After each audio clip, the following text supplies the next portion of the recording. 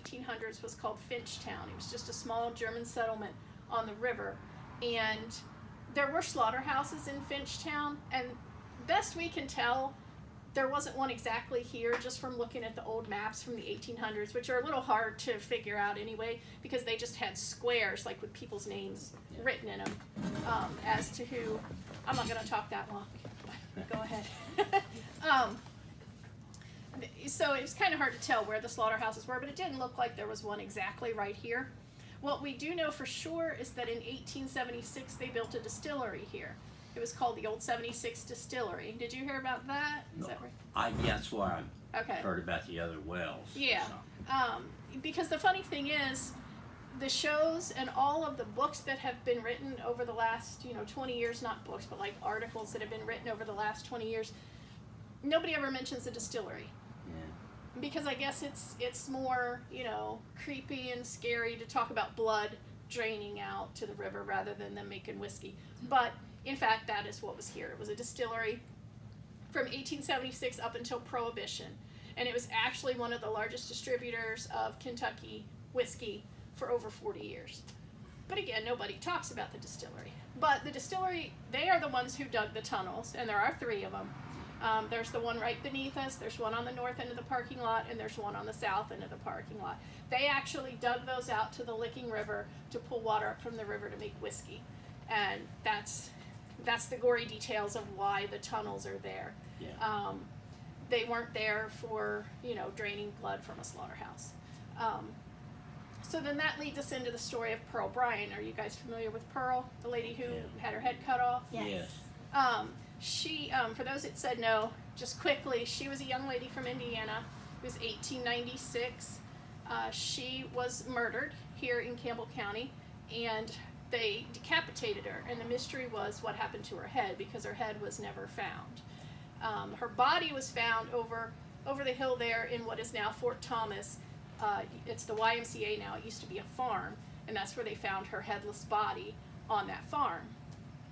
Well, the legend that was passed down for years and years was that the 2 guys that killed her, Scott Jackson and Alonzo Walling, cut her head off, brought her head here to the slaughterhouse, took it downstairs into the well, did some kind of satanic ritual, and threw her head in the well.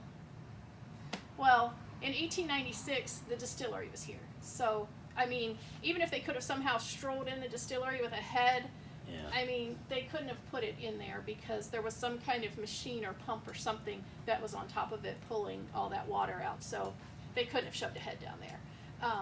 But her head was never found. That is absolutely true. I think they took it over to the dental college because they were dental students back then. And they used to practice dentistry on cadavers back in those days. And when they were finished, they would incinerate the bodies, and they actually had an incinerator at the dental college. So I think what likely happened is they had a bag that was actually found, and it was full of blood. They probably had her head in that bag, took it over to the college, and burned it. That's just a theory. They could have just chucked it in the river. Who knows? But they did it so that she wouldn't be identified. Because back then, of course, they didn't have fingerprint databases and DNA and all that stuff we have now. They just thought if, no head, they're not going to identify her. But they actually identified her through her shoes because they were custom-made shoes, and they had the name of the shoemaker and a certain number on it, so that's how they identified Pearl. But having said all that, people still think that Pearl is haunting this building, or that her killer, Scott and Alonzo, are haunting this building. But really, they could be. Who knows? They could be haunting anywhere, but she really doesn't have any direct connection to the building, other than she passed by here on her way to being murdered. She passed by, but that's the only connection with Pearl. One thing I want to point out, it's been a couple months, because in between my history, I'll tell you some things that have happened. First of all, I always start my tours here, and a lot of times I'll see people looking over my shoulder, and many times out of the men's bathroom, because if you guys have seen any of the shows on TV and stuff, people have had stuff happen in the men's bathroom. But I'll see people looking over my shoulder, and I've caught it once out of the corner of my eye. It's like a white mist will come out of that bathroom, and that's just a refrigerator, and then it'll get sucked back in, almost like somebody's sucking it back in. It's a really weird thing, but it's almost like smoke. It looks like smoke coming out of the men's bathroom. But the other thing that happened a couple months ago was that light right there, the Budweiser light. When you turn it on, the little horses up the top light up.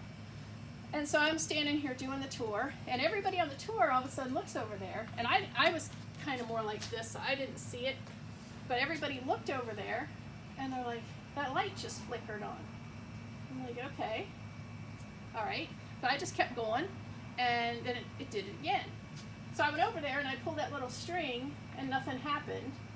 So I thought, okay, so there's a breaker box right on the other side of the wall there. So I flipped the breaker for the men's bathroom, and then the light came on. So not only was it not turned on, but it wasn't, the main power thing was not on. So that was bizarre, and everybody on the tour saw it. So I don't know, flickering lights, you know, it's demons or electrical problems, I don't know.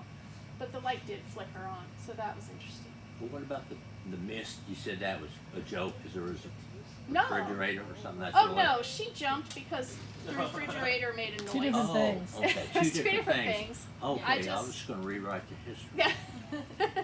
No, it wasn't a joke. It's happened a few times that Yeah. we've seen that smoke come out of there. But no, this place is full of different sounds, and I mean, over the years I've gotten used to them, and so I just try to point them out when people, because there's an ice machine in the back that will scare the crap out of you when the ice falls. So let's come in this way.